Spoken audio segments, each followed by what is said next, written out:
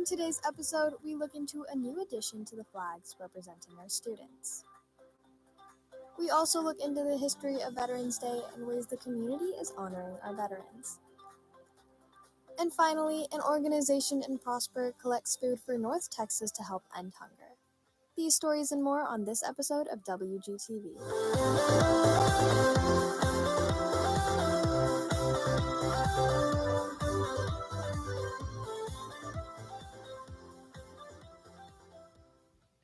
Good afternoon, Wildcats, and thank you for tuning into this episode of WGTV.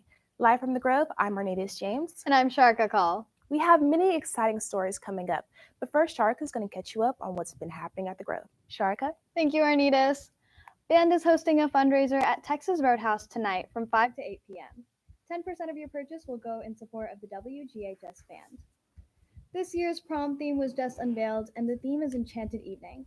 Make sure to mark your calendars for prom, which is being held on May 4th. If you're interested in taking dual credit classes, next Monday, November 13th, is the Dual Credit Info Night.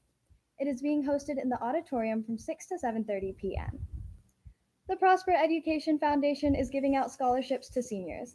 The applications open on November 16th. This year, Prosper has started the Mayor's Youth Advisory Council, which gives juniors and seniors the opportunity to play an important role in giving guidance to the town council about issues pertaining to the youth. If you would like to apply, go to the Town of Prosper's website, and applications are due on November 17th. Issues such as the Israeli-Palestinian conflict are more commonly known around the world right now. However, lesser-known conflicts have spurred the interest of some of our students.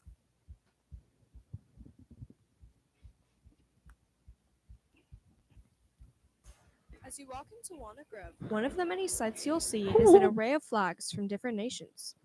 These flags are here to represent our students' countries of origin. However, two students noticed one flag missing: Armenia. Yes, I'm very proud and happy that our school could put up the Armenian flag in honor of the soldiers and our family members who were lost. These students not only wanted to raise their flag to honor their roots, but to also spread awareness of the active genocide happening in Armenia. I'm really happy that the school recognized our country because our fathers and brothers, they were in the Armenian army, and we're losing a lot of family members. So I'm really happy that the school recognized us. By waving the flag of their nation, these two students hope to spread awareness to the crisis as well as their culture and traditions of their country. For WGTV, I'm Sophia Anderson. The addition of the Armenian flag allowed these students to better be represented on campus. If you notice that your flag is not being represented, you can contact Mr. Toth. This upcoming Saturday celebrates Veterans Day, a time to remember and honor those who have served our country. Ryan Shelton looks into the history of the holiday. On the 11th hour of the 11th day of the 11th month of 1918, World War I drew to a close. 8 years later, Congress declared 11/11 Armistice Day, a day to honor those who died defending our nation. I mainly joined just because my family was in it. I'm like the third generation of Army artillery officers, so it's kind of a tradition. I think for everyone, especially service members, Veterans Day is just a day to reflect and be grateful. Like I said, I've got 3 other veterans in my family, so it's a tradition for mine. It's just a special day to reflect and say thanks for, living in such a great country. After World War I and the Korean War, Americans wanted Armistice Day to include all who have served in the military. So in 1954, President Eisenhower changed the holiday to include all who have served and renamed it to Veterans Day. I served in the Air Force, and I was stationed in Hawaii at Hickam Air Force Base. I went to Saudi for TDY and Johnson Atoll for TDY. I think of it as any other day, but I know that it's important to celebrate those that served our country. I just feel like it's important for those that are around us to know about Veterans Day and to know about how much we support the veterans that sacrifice for the country to make sure that we have the freedoms that we have. To support the veterans in our community, both the Town of Prosper and the Prosper Rotary Club have decided to build a Veterans Memorial by Frontier Park that will recognize all who have honorably served in our nation. Reporting for WGTV, I'm Ryan Shelton. In a show of support for our veterans, Prosper is hosting an annual 5K run at 8 a.m. on the 11th. Registration closes on the 9th. For more information, visit prosperrotary.org. With Thanksgiving coming up in the next few weeks, the topic of food donations becomes more prevalent. Tyler Medeiros looks at an organization working to help their neighbors.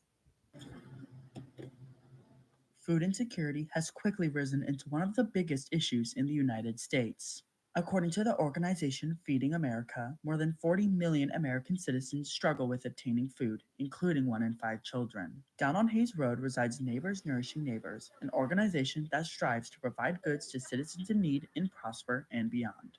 We rely on bigger companies to give us these items, and then we also rely on the people that, you know, they'll go buy a pallet of jelly for us and just show up and say, here you go. That's what makes this a different kind of shopping experience. We're not just your typical food bank. I mean, we literally, Norma and I put together a convenience store 4 days a week. While the pantry holds many canned goods, the floor also contains fresh produce, bread, baby formula, clothes, and Walmart and Kroger brand items. We're in a network of food systems where, for example, North Texas Food Bank has a variety of items online that we can go to, and we can select those items and we can populate our inventory, as you can see behind me. We really rely on the big donors such as Kroger. We have a couple Walmarts online that we visit 3 times a week. The workers of Neighbors Nourishing Neighbors make the effort to remove the stigma behind shopping at food pantries and distribution centers like this. Yeah, I don't think anybody should shy away from a place like this. It's here for their service to ensure that, you know, they get what they need. Come volunteer, you get the experience, and you'll leave here for sure with a better understanding of what we do and why we do it. 4 days a week, Neighbors Nourishing Neighbors provides essentials to not only Prosper, but North Texas as a whole. By employing volunteers and breaking stigma, the organization hopes to solve the issue of food insecurity. Reporting for WGTV, I'm Tyler Medeiros.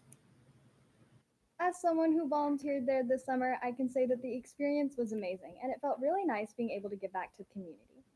If you're interested in volunteering for or donating to the organization, go to n3foodpantry.org for more information. Or you can also donate items to the school's front office or house offices from November 7th through the 15th. All donations will go to Neighbors Nourishing Neighbors. With the growth of the population we have seen in Prosper, there has also been plans to urbanize current downtown Prosper. Hudson Acosta has the story. Move Cam 1 now. Over the years, community events, local businesses, and beautiful parks have made downtown Prosper a vibrant place to live and visit. The downtown area is filled with family-friendly events like the Prosper Christmas Festival, art exhibits, and lively farmers markets. They really want it to be a center of activity for the community. The silos are being incorporated into the downtown master plan with the hope that it will become part of our central district. Make it part of a downtown park, just something that'll highlight them and preserve them for the community. The silos stand tall in the heart of our community, and in the coming years, Prosper plans on making the downtown experience even better with incorporating the silos into a place to bring people together as a community. So the grain elevator behind me is it sits on 3.2 acres. The plan is right now, and we're on our second conceptual, to do a small concert venue, anywhere from about 1,000 to 1,500 person seat venue, along with retail and restaurants all the way around it. So you'll have a place you can come and buy authentic Texas stuff, but whether it be a cowboy hat or boots or belts or whatever. The silos used to be mostly for grains and built in the 80s. The silos on the west side of the tracks used to be owned by Blue Star Land Corporation, but then sold to the city and turned into a park. We've actually come to the point where they took down the silos they were going to take down, and now we've left some of them up where we're going to keep some and keep that kind of landscape. It's going to take development. You need progress. It's part of the landscape of Prosper. Urbanization is really picking up due to the large population growth of Prosper, and with more to come soon in the future. With WGTV, I'm Hudson Acosta. While Prosper citizens weren't originally very happy with the tearing down of these silos, officials have found ways to incorporate the silos into their vision for downtown Prosper. Now, a lot of our sports have just recently ended their seasons. Caleb Moore is in studio to tell you how our Wildcats finished off. Caleb? Thank you, Renitez. Football had their last game on October 27th. They finished their season off with a huge win, defeating Central Catholic High School 49-7. Our Wildcats have had a long and hard season, traveling many miles, and their overall record was 3-7. Moving on to volleyball, they had their last game on October 24th against Memorial.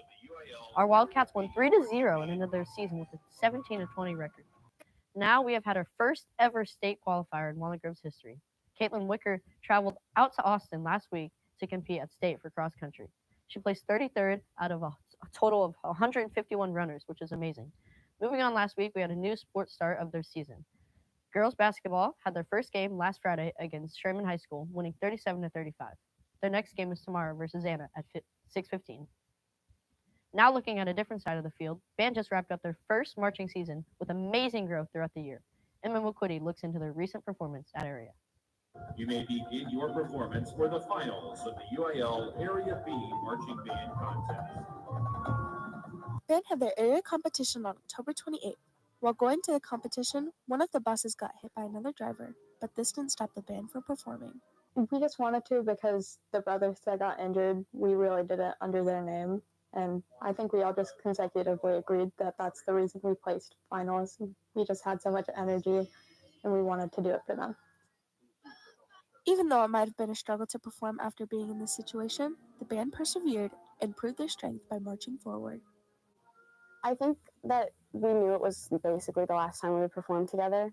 And so I think that played a big part of it, as well as just knowing everything that happened that day. And we all just felt so lucky and grateful that we could be there and were able to perform. And so I think we just kind of took that and just went with it. However, this growth didn't just happen within a day. It has progressed throughout the entire marching season.